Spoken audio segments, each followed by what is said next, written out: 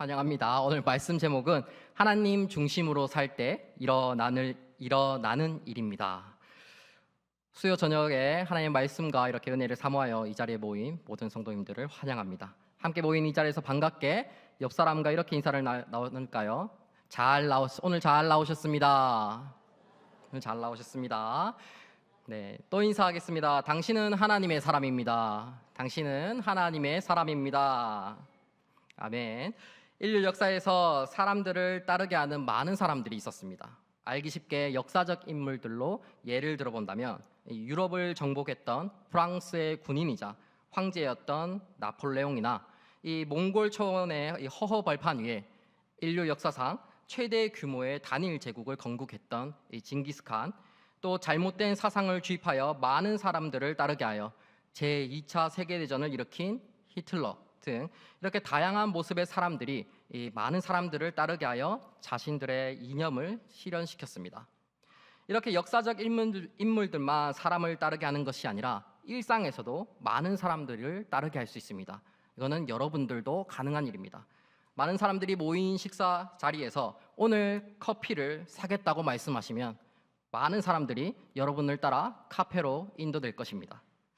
그런데 오늘 본문에도 사람들을 따르게 하는 사람이 등장합니다. 바로 다윗입니다. 오늘 본문을 보시면 다윗은 이 압살롬의 반역으로 인해서 왕궁을 떠나야만 했습니다. 이전에 사울의 칼날을 피하여 방랑 생활을 했던 이 다윗은 자신의 범죄로 인해 왕궁을 떠나 방랑의 길을 가야 했습니다.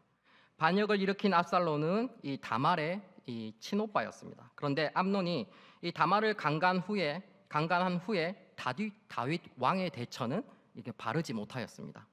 암논과 압살롬과 이 다말의 아버지 이 다윗 왕은 다말을 강간한 사건을 듣고 심히 노하였으나 별다른 조치를 하지 않았습니다. 즉 노여움을 표현하기는 하였는데 암논에 대해서 이 어떠한 처벌도 지시하거나 개입하지 않았던 것입니다. 여기에는 이 세 가지 까닭으로 해석될 수 있었는데, 첫째는 다윗 자신이 이 우리아의 처인 밧세바를 빼앗아 이 불륜을 자행한 사람이라 아들의 강간을 징계할 도덕적인 명분이 없었습니다. 둘째는 이 다윗이 장자인 암논을 사랑하여 그에게 상처를 주고 싶지 않았기 때문입니다. 이런 것은 어릴 적 다윗의 이 트라우마에도 영향이 있을 것입니다. 이 다윗의 가정 환경이 친밀하지 못하였고 형제들로부터 무시받고 자란 터라 내가 크면 저런 아버지는 되지 말아야지 라는 생각이 잘못 적용되었기 때문입니다. 이 마지막으로 이 암논의 스캔들은 여러 왕비와 후궁을 둔 아버지 덕에 왕위 계승권을 놓고서 이 쟁쟁한 이복 형제들과 필연적으로 권력 다툼이 있을 수밖에 없었던 이 다윗의 왕자녀들 사이에서는 민감한 문제였습니다. 그랬기에 이 다윗은 암논에게 처벌을 따로 하지 않고 넘어가 버렸습니다. 죄에 대해 이처럼 다윗은 넘어가 버렸습니다. 이처럼 죄악은 아무리 영화로운 자리에 있는 사람이라 할지라도 일순간에 비참한 지경에 처하게 합니다. 이 다윗은 압살롬의 반역 소식을 접하자 즉각 왕궁을 떠날 준비를 하였습니다. 이는 이 다윗이 올 것이 오고야 말았다는 생각을 한 것으로 보아도 무방할 것입니다. 더구나 다윗은 자신의 범죄로 인한 참아임을 알았기 때문에 순순히 압살롬의 반역을 받아들였습니다. 그리고 자신으로서는 최선의 길이었겠지만 이 다윗은 예루살렘이 반군과의 격전으로 파괴되는 것을 막기 위해 먼저 왕궁을 비워준 것입니다. 특히 다윗은 이 2년 동안이나 절치부심으로 이 복수의 칼날을 갈아오다가 암논을 살해한 압살롬의 이 주도 면밀함과 인내심을 잘 알고 있었습니다. 그리고 4년에 걸쳐 준비한 압살롬의 반역이 쉽게 진화되리라고는 생각할 수 없었습니다. 때문에 이 다윗은 오직 하나님의 긍휼만을 바랄 뿐 압살롬의 반역을 순순히 받아들일 수밖에 없었습니다. 그만큼 다윗으로서는 압살롬의 반역을 일시에 진압할 만한 여력도 힘도 없었습니다. 이 다윗이 왕궁을 떠나는 모습을 보십시오. 이 골리앗을 돌 하나로 죽이던 그 늠름함은 사라진 모습이 아닙니까? 이 온갖 풍상을 다 겪고 왕위에 등극하던 이 다윗의 자취는 이제 찾아볼 수 없게 되었습니다. 이가 빠진 호랑이라고나 할까요? 다윗은 그렇게 초라한 행색으로 왕궁을 나서고 있습니다. 그런데 이 같은 왕의 행색에도 아랑곳하지 않고 이 다윗을 따르는 자들이 있었습니다. 이 다윗의 은혜를 입은 자들로 다윗이 어떤 처지에 있든지 다윗을 따르겠다고 하는 자들이었습니다. 이 다윗의 인생은 왕이 되기 전 사울에게서 도망치는 도망자였습니다. 이 왕이 된 후에도 역시 다윗의 인생은 압살롬에게 도망치는 도망자로 살아가고 있습니다. 이 다윗이 도망가게 된 과정을 요약해 본다면 이 압살롬이 형제 암논을 죽이고 도망가게 됩니다. 후에 다윗이 압살롬을 용서합니다. 압살롬이 예루살렘으로 돌아와서 이 송사하러 오는 자들의 손을 잡고 그들에게 따뜻하게 대해주고 백성들의 이 마음을 움직입니다. 다윗에게는 헤브론에서 여호와를 섬기겠다 서원하였습니다. 그렇게 거짓말하고 헤브론으로 갑니다. 압살롬이 이스라엘의 모든 지파의 사람을 보내어서 나팔 소리를 들으면 헤브론에서 압살롬이 왕이 되었다라고 외치라 명령합니다.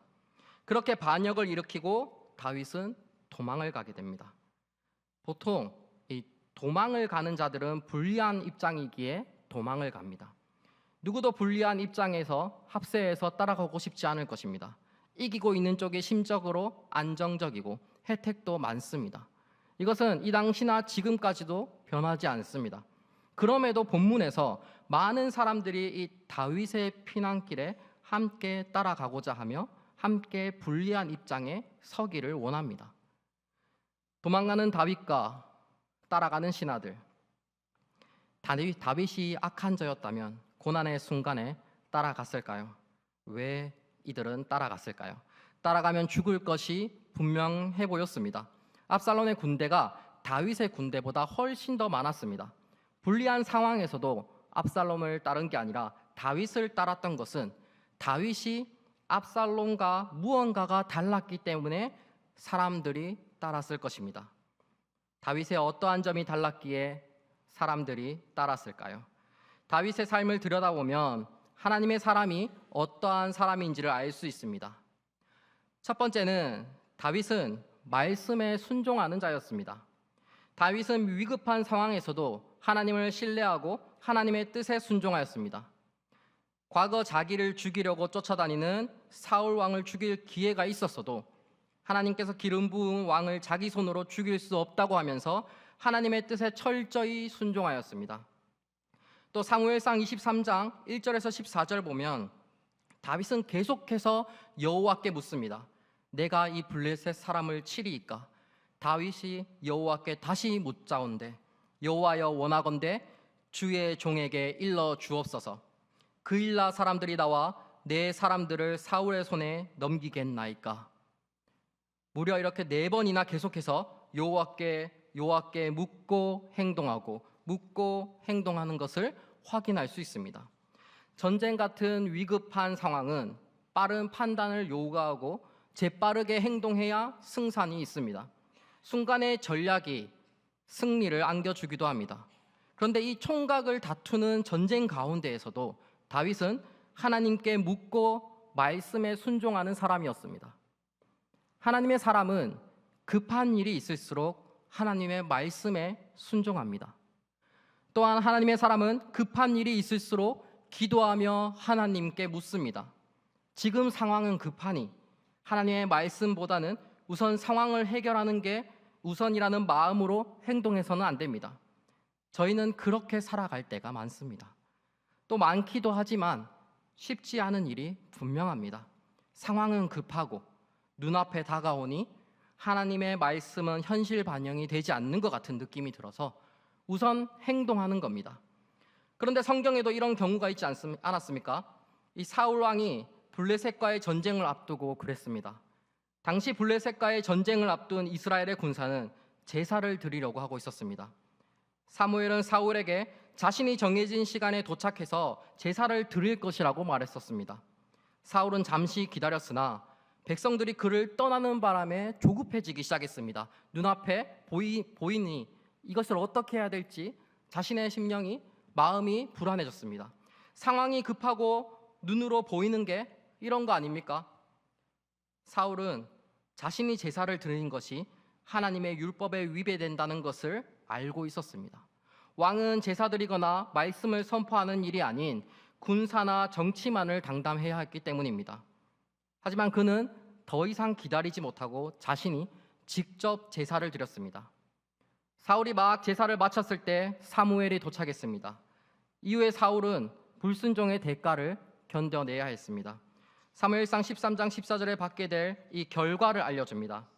지금은 왕의 나라가 길지 못할 것이라 여호와께서 왕에게 명령하신 바를 왕이 지키지 아니하였으므로 여호와께서 그의 마음에 맞는 사람을 구하여 여호와께서 그를 그의 백성의 지도자로 삼으셨느니라 하고, 결국 이 말씀은 사울에게 이루어졌습니다.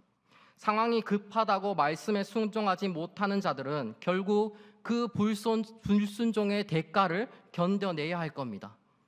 하나님의 사람은 상황에 흔들리지 않고 말씀에 붙들려 있습니다. 그렇게 살아내고자 자신을 끊임없이 채찍질해야 합니다. 어떤 상황에서도 하나님의 말씀을 우선적으로 떠올려 순종하며 살아내는 성도님들이 되시기를 축복합니다. 둘째는 다윗은 죄 앞에 회개하는 자였습니다. 이 다윗의 대표적 죄는 두 가지로 압축됩니다. 하나는 다윗이 밧세바와 동침한 것이고 다른 하나는 인구조사를 벌인 일입니다. 그중 다윗과 밧세바는 많은 사람들이 알고 있는 이야기입니다. 온 나라가 전쟁 중일 때 암몬 자손을 멸하고자 암몬 사람의 도성 이 랍바를 포위한 채 전쟁할 때였습니다. 요압과 다윗의 부하들과 온 이스라엘 군대가 출전 중일 때 다윗은 예루살렘에 그대로 있었습니다. 그리고 저녁 때에 다윗이 왕궁 옥상을 거닐다가 그곳에서 한 여인이 목욕을 하는 것을 훔쳐보고 그 여인에게 반하게 됩니다. 바로 그 여인이 밧세바였습니다. 남편인 우리아를 전쟁터로 보내어 지원군을 빼서 죽이게 하고 밧세바를 취했습니다. 후에 나단이 다윗에게 질책하며 다윗의 죄를 깨닫게 하였습니다. 그때 다윗의 반응은 사무엘하 11장 13절 상반절에 기록되어 있습니다. 이렇게 기록되어 있습니다. 다윗이 나단에게 이르되 내가 여호와께 죄를 범하였노라 하매. 이 구절을 제대로 읽으려면 아무래도 사무엘하 12장 13절을 이끄는 히브리어 접속사를 살려내야 합니다. 바라고 하는 접속사가 앞에 있는데 즉 그때라는 의미를 내포하고 있습니다. 즉 그때 다윗이 나단에게 이르되 이거나 그 소리를 듣자마자 다윗이 나단에게 이르되 정도로 파악해야 합니다. 다시 말해 사무엘하 12장 13절은 다윗이 자기 과오를 질책하는 이 나단의 꾸짖음을 듣자마자 바로 다윗이 회개하였다는 것입니다. 다윗이 언제 회개하였습니까? 이 나단의 질책이 끝나자마자 다윗은 내가 여호와께 죄를 범하였노라 라고 즉시 대꾸하였습니다. 나단의 고발에 그 어떤 변명도 하지 않았습니다. 나단의 질책에 주저하지 않았습니다. 회개하면서 자기 공적을 나열하지도 않았습니다. 회개하면서 지금까지 자기 이룬 업적을 고려해달라고 사정하지 않았습니다. 하나님의 사람은 죄 앞에 즉시 회개할 줄 아는 사람입니다. 죄를 지었을 때 저희는 조금이라도 경감하려고 변명하고 회피하려는 경향이 있습니다. 저희가 죄를 지었다면 양심적으로 저희는 알 수 있습니다. 하나님을 믿고 주 앞에 엎드려 있는 자는 죄를 지었을 때 마음의 꺼리낌이 본능적으로 알게 됩니다. 성령님이 그렇게 우리 마음을 인도하십니다. 다른 길로 갈 때 말씀을 묵상하다 보면 깨달음을 주시지 않습니까? 그 찔림이 있습니다. 다윗은 죄를 깨달았을 때 자신이 왕으로 있던 위치나 죄를 피하고자 하는 모습은 보이지 않았습니다. 내가 여호와께 죄를 범하였노라 라고 이렇게 즉시 회개하였습니다. 우리의 모습이 바로 이런 모습이 되어야 합니다. 죄를 깨달았을 때 조금의 망설임도 없이 회개하셔야 됩니다. 구약시대 때에는 자신이 깨닫지 못한 죄까지도 하나님 앞에 속죄제로 드렸습니다. 그만큼 하나님 앞에서 죄를 짓는 거에 민감하게 반응하였습니다. 죄에 민감하게 반응하여 즉시 회개하는 하나님의 사람이 되시기를 축복합니다. 셋째는 다윗은 기쁨으로 예배 드리는 자였습니다. 시편 122편의 소제목을 보시면 다윗의 시 곧 성전에 올라가는 노래라고 적혀 있습니다. 다윗이 성전에 올라가면서 하는 노래입니다.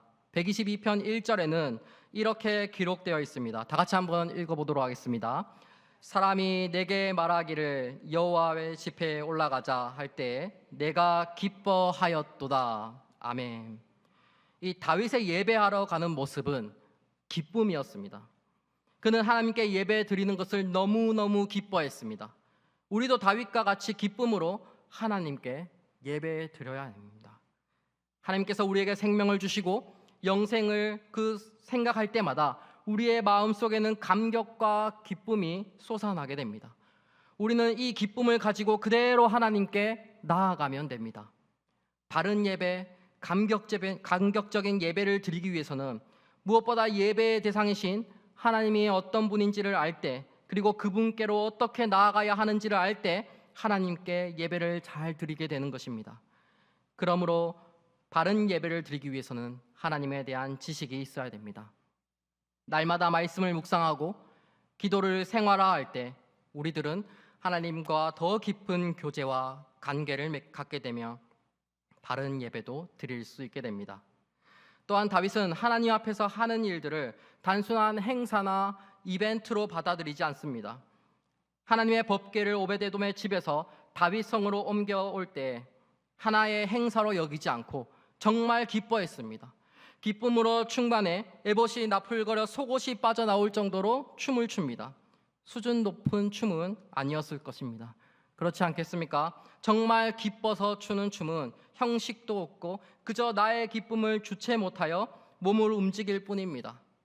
법궤가 다윗성에 들어오고 나서 다윗이 가장 먼저 한 일은 하나님 앞에 예배드린 것이었습니다. 다윗에게 예배는 의무가 아니라 기쁨이었습니다. 다윗 같은 예배자가 되어야 합니다. 예배가 살면 인생이 살아납니다.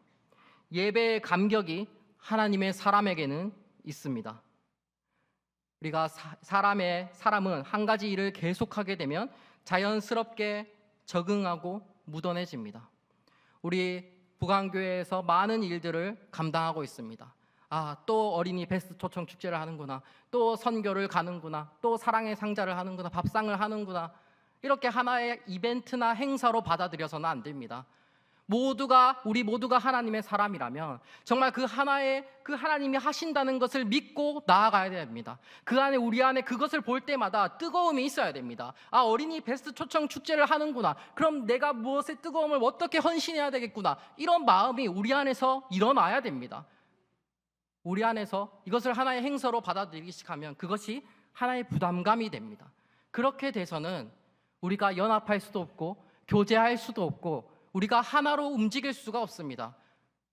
여러분, 하나님의 마음을 품으십시오. 하나의 행사로 바라보는 것이 아니라 하나님의 일로 바라보십시오. 하나님의 일하심을 바라보십시오. 그러할 때 우리 이 북한교회에서 하고 있는 선교, 행사, 모든 하나님 베스트 초청, 이런 모든 것들이, 전도 행사들이 여러분 안에서 여러분이 먼저 움직이게 되는 원동력이 될 것입니다. 그 기쁨이 여러분 안에 있기를 소망합니다. 그렇게 계속해서 자신을 깨워야 합니다. 이것은 당연한 것이 아닙니다. 이것은 은혜입니다. 하나님 앞에 나와 예배 안 한다는 것은 하나님의 은혜입니다. 세상에는 당연한 것이 없습니다. 하나님의 은혜에 무감각해지는 순간 이 예배 드림의 감격이 있을 수가 없습니다. 우리가 왜 하나님께 예배 드립니까? 예배는 하나님과의 만남입니다. 우리가 하나님께 예배드리는 목적은 하나님께서 우리를 구원해 주셨기 때문입니다. 우리는 죽을 수밖에 없는 죄인인데 구원을 받았습니다. 하나님께서 종의 형체로 이 땅에 오셔서 우리를 구원하시는 엄청난 일을 이루셨기에 우리들은 그분에게 최상의 가치를 돌리면서 그 사랑과 은혜에 응답하는 것입니다. 반응하는 것입니다. 다윗은 자신의 걸음을 인도하시고 자신을 구원해 주시는 하나님을 알았습니다. 기쁨으로 예배할 수밖에 없었습니다. 그렇게 하지 않고는 자신이 버틸 수가 없었습니다. 어렸을 때부터 다윗이 예배를 얼마나 많이 드렸겠습니까? 그럼에도 다윗은 죽을 때까지 예배의 감격과 기쁨이 살아 있었습니다. 다윗이 평생에 한 것은 무엇이었나요? 하나님의 말씀에 순종한 것, 하나님 앞에 회개한 것, 하나님께 기쁨으로 예배 드린 것이었습니다. 이 모든 것을 한마디로 표현하면 다윗은 하나님 중심적으로 생각하고 살아갔습니다. 하나님 마음에 합한 자로 살아갔습니다. 본문의 주변의 신하들은 다윗의 이런 모습을 가까이서 보았습니다. 어려움이 생겼을 때 하나님께 의지하여 기도하는 사람이구나. 죄를 지었을 때 하나님 앞에 엎드려 회개하는 사람이구나. 하나님께 예배하는 것을 기뻐하는 사람이구나. 사람들이 압살롬에게서 정치적인 생각을 하고 권력을 탐내고 사람들을 만나는 것에 중점을 두고 살아가는 것을 볼 때 다윗에게서는 하나님을 만나는 것에 중점을 두는 모습을 보며 서로 다른 모습을 확인했을 것입니다. 그랬기에 다윗 왕의 신하들, 모든 백성, 그렛 사람, 블렛 사람, 가드 사람이 다윗의 피난길에 다 따라갔습니다. 백성들의 마음은 따라가면 죽는 것을 알았지만 하나님 편에 서는 다윗을 따르겠다고 결단한 겁니다. 압살롬에 의해 도망가는 다윗의 마음은 어떠했을까요? 시편 3편은 다윗이 그의 아들 압살롬을 피할 때 지은 시입니다. 이 시편 3편은 적들에 대한 불평으로 시작하였지만 하나님께서 기도에 응답해 주실 것을 확신합니다. 그 후 하나님을 향한 완전한 믿음의 고백을 하고 하나님의 승리를 요청하는 기도로 마무리하는 것이 시편 3편입니다. 결국 하나님의 승리와 이를 위한 기도문이었습니다. 어려운 상황 가운데 어쩌면 목숨이 위태로운 상황에서도 다윗은 하나님을 온전히 신뢰하며 기도하며 나아갔습니다. 측근들에게 있어서 이 모습은 새로운 모습이 아닐 것이며 이런 모습들이 모여서 이 사람은 하나님의 사람이라는 확신을 들었을 것입니다. 그러니 15절에 도망갈 때 신하들의 고백을 보시면 이렇게 기록되어 있습니다. 왕의 신하들이 왕께 이르되 우리 주 왕께서 하고자 하시는 대로 우리가 행하리이다. 보소서 당신의 종들이이다 하더라. 어려운 상황에서 자신의 생각을 지우고 온전히 타인의 판단에 맡기는 것은 결코 쉬운 일이 아닙니다. 오히려 이렇게 큰 일이 있을 때는 자기의 의견이 더 많이 나올 수가 있습니다. 그럼에도 자신의 의견보다는 자신이 보아온 하나님의 사람을 신뢰하며 그의 판단에 맡겨 하고자 하는 대로 행하겠다고 고백하며 따르는 사람들의 이 커다란 고백입니다. 우리 안에 이런 고백이 있어야 됩니다. 그리고 우리가 이런 사람이 되어야 합니다. 다윗의 결정을 존중하고서 그가 어떤 것을 선택할지라도 그대로 따를 것이라는 자신들의 강한 결의를 내비친 자들입니다. 혼란스러운 와중에도 다윗의 국내 대신들은 다윗 왕을 중심으로 일치단결하였습니다. 하나님의 사람을 중심으로 일치단결하여 도망가였습니다. 이러한 충성스러운 신하들이 있었기에 다윗은 피신 기간 중에도 좌절하지 않고 인내하면서 어려움을 잘 극복해낼 수 있었을 것입니다. 이들이 다윗을 따른 것은 말씀드렸듯이 하나님의 사람임을 알고 있었기 때문입니다. 하나님의 사람의 특징을 다윗은 잘 보여주고 있습니다. 사랑하는 성도 여러분, 다윗처럼 하나님 중심으로 생각하고 살아가셔야 합니다. 그리스도인에게 있어서 이것은 권유가 아닙니다. 제가 여러분들에게 하나님의 사람으로 살아가십시오라고 권유를 하는 것이 아닙니다. 그리스도인이라면 하나님 중심으로 살아내고자 목숨을 걸어야 됩니다. 우리가 반드시 그러겠다, 우리의 목숨을 내어놓고 그렇지 않으면 죽음으로 인내하겠다라고 고백이 있어야 됩니다. 그런 결단이 있어야 됩니다. 그러할 때 다윗이 하나님 중심으로 살아갈 때 많은 사람들이 다윗을 따라가고 하나님의 사람을 따라갔습니다. 저희가 하나님 중심으로 살아갈 때 많은 사람들이 따라가는 일이 일어날 것입니다. 많은 사람들을 따라오게 하는 하나님의 사람으로 살아가시기 바랍니다. 저희가 입술로 하나님을 전하고 예수님을 고백하고 전도하는 것도 중요합니다. 하지만 저희의 삶이 그렇게 살아내지 못한다면 세상의 사람들은 오히려 더 큰 모순으로 거부감을 일으킬 것입니다. 삶으로 하나님을 전하시기 바랍니다.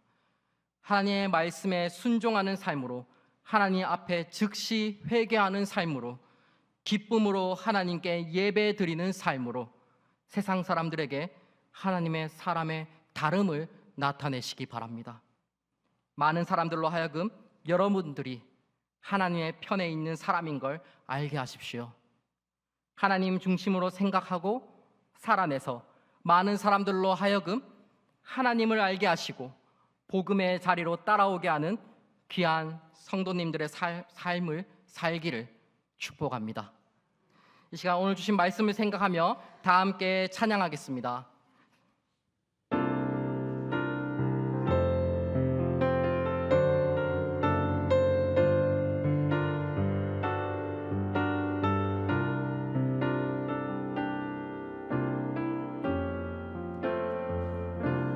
세상의 부와 세상의 명예, 세상 자랑 모두 내려놓고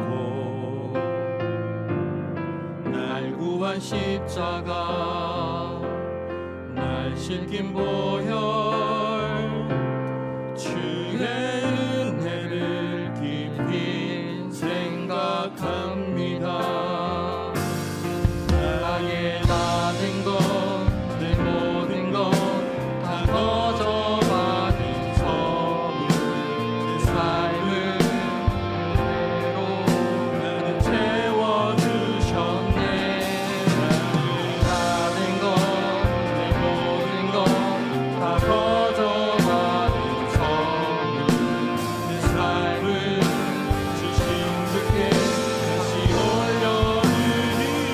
나는 삶으로 주님을 노래합니다.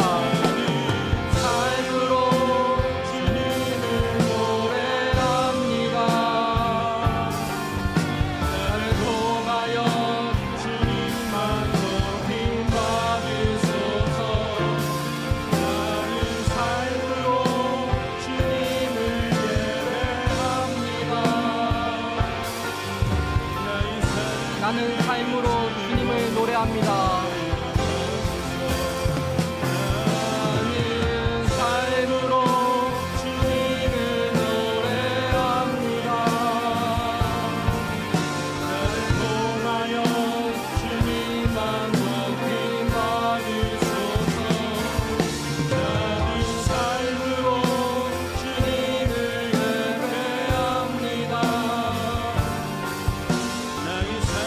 나는 삶으로 주님을 노래합니다.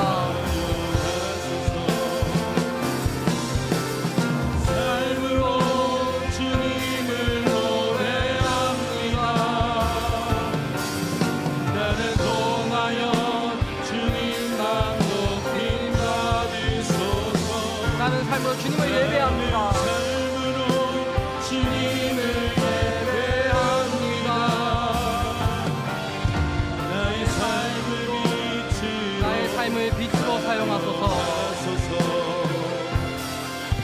나의 삶을 빛으로 사용하소서. 이 시간 우리 함께 기도하겠습니다. 사랑을 부어주신 하나님 아버지, 오늘 주님의 음성을 통하여 저희에게 은혜를 부어주셔서 감사합니다.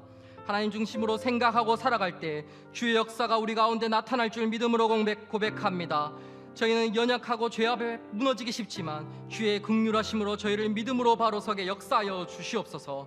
다윗은 끊임없이 물으며 하나님의 말씀에 순종하고 자신에 대해서 변명하거나 회피하지 않으며 그저 죄 앞에 즉시 회개하였으며 의무로 드리는 예배가 아니라 기쁨으로 주를 예배하였습니다. 그러할 때 많은 사람들이 그 모습을 보며 어려운 순간에도 하나님의 사람을 따라갔습니다. 저희에게도 하나님 중심으로 살아갈 수 있는 힘을 허락하시어 많은 사람들로 하여금 복음의 자리로 따라오게 하는 믿음의 자녀가 되게 하여 주시옵소서. 이 믿음의 고백을 가지고 주님의 이름을 간절히 부르고 합심하여 기도하겠습니다. 주여, 사랑과 풍성하신 하나님 아버지, 오늘 말씀을 통하여서 아버지 우리 가운데 역사하십니다. 아버지 주님의 사랑을 부르신 하나님 아버지, 오늘 주님의 음성을 통해서 저희에게 풍성한 은혜를 주시며 감사합니다. 하나님 중심으로 살아가고 싶습니다. 하나님 중심으로 생각하고 살아가고 싶습니다. 주의 역사가 우리 가운데 그렇게 하며 살아갈 수 있는 힘을 허락하여 주시옵소서. 우리 가운데 믿음의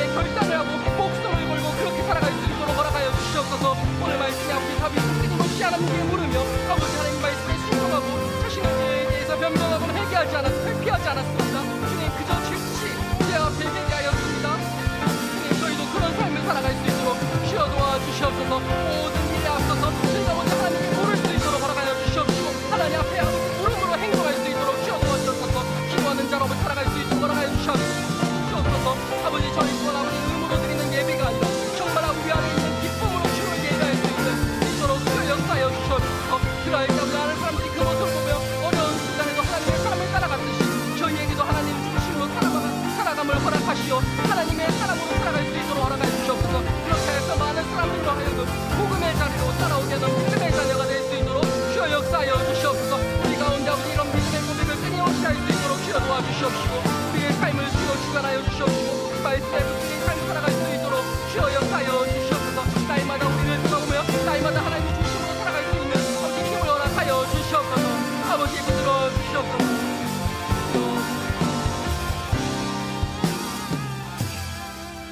은혜를 부어주신 하나님 아버지, 오늘 말씀을 통하여 하나님 중심으로 살아갈 때 많은 사람들이 따른다는 것을 깨달았습니다. 주님, 저희의 힘만으로는 하나님 중심으로 살아갈 수 없음을 고백합니다. 주께서 공급하시는 은혜와 긍휼로 저희는 주 앞에 엎드리는 힘을 얻습니다. 저희의 부강 성도들에게 하나님 중심으로 살아갈 수 있는 힘을 허락하여 주시옵소서. 저희는 정말로 하나님 중심으로 믿음의 세대로 살아가고 싶습니다. 세상과는 다른 하나님 중심이 되는 삶을 살아가고자 하오니 그들과 저희를 구별하여 주시옵소서. 어떤 상황 가운데에서도 하나님의 말씀에 순종하는 삶을 살아가게 하옵소서. 죄 앞에 민감하게 반응하여 빠르게 회개하는 삶을 살아가게 하옵소서. 형식적인 예배를 드리는 것이 아니라 예배를 소중히 여기며 기쁨으로 예배의 감격을 누릴 수 있는 삶을 살아가게 붙들어 주시옵소서. 구별된 자로 살아가는 모습을 세상의 많은 사람들이 보고 감격하여 하나님을 발견하게 하옵시고 저희를 통하여 그들을 복음의 자리, 예배의 자리, 생명의 자리로 인도하여 주시옵소서. 저희는 하나님의 사람임을 고백합니다. 저희는 하나님 앞에 그들을 인도하는 축복의 통로임을 고백합니다. 진심으로 그런 자가 되기를 원하오니 주여 풍성한 사랑의 은혜를 더하여 주시옵소서. 감사드리오며 지금도 살아계시어 저희를 보살피시고 사랑을 더하시고 은혜를 더하시는 주 예수 그리스도의 이름으로 기도합니다. 아멘. 지금은 우리 주 예수 그리스도의 은혜와 하나님의 우리 아버지의 한없는 사랑과 성령의 위로, 감동, 교통, 역사하심이 오늘 말씀을 듣고 하나님 중심으로 생각하고 살아가기를 소원하며 결단하는 주 앞에 머리 숙인 사랑하는 부강 목장의 모든 성도들과 저들의 가정과 주님의 몸된 교회 위에 이제로부터 영원토록 함께 있을지어다. 아멘.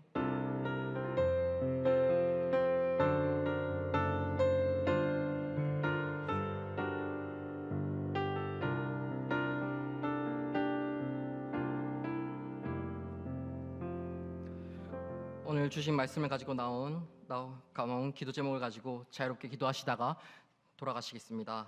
기도하겠습니다. 주여, 사랑과 풍성하신 하나님 아버지, 우리 안에 아버지 주여 놀라우시는